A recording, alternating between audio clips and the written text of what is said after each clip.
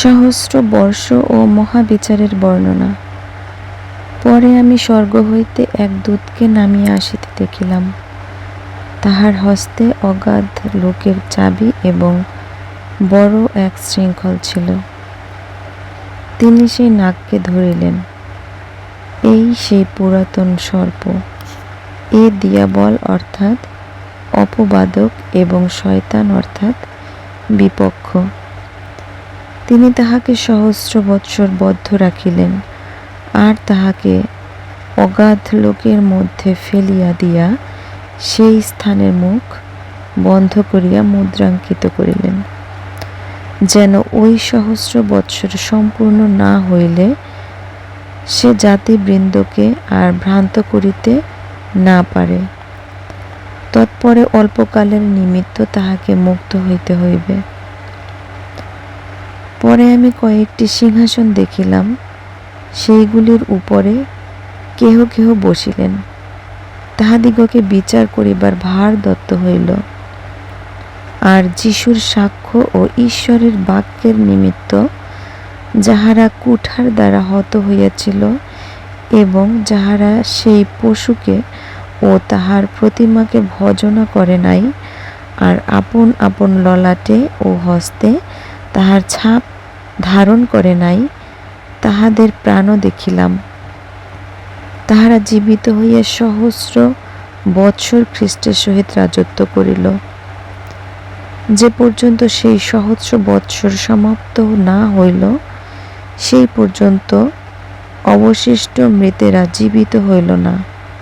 যে কেহ এই প্রথম পুনরুত্থানের অংশী হয়, সে ধন্য ও পবিত্র।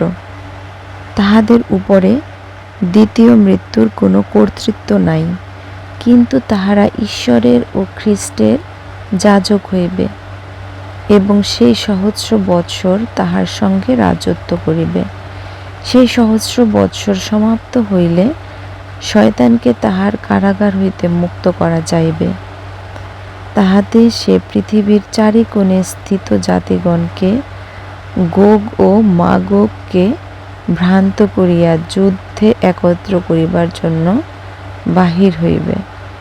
তাহাদের সংখ্যা সমুদ্রের বালুকার তুল্য। তাহারা পৃথিবীর বিস্তীর্ণ অঞ্চল হইতে অগ্রসর হইয়া পবিত্রগণের শিবির এবং প্রিয় নগরটি ঘেরিল। তখন স্বর্গ হইতে অগ্নি পড়িয়া তাহাদিগকে গ্রাস করিল, আর তাহাদের ভ্রান্তিজনক দিয়াবল অগ্নি ও গন্ধকের হ্রদে নিক্ষিপ্ত হইল, যেখানে ওই পশু ও ভ্রান্ত ভাববাদীও আছে। আর তাহারা যুগ পর্যায়ে যুগে যুগে দিবারাত্র যন্ত্রণা ভোগ করিবে।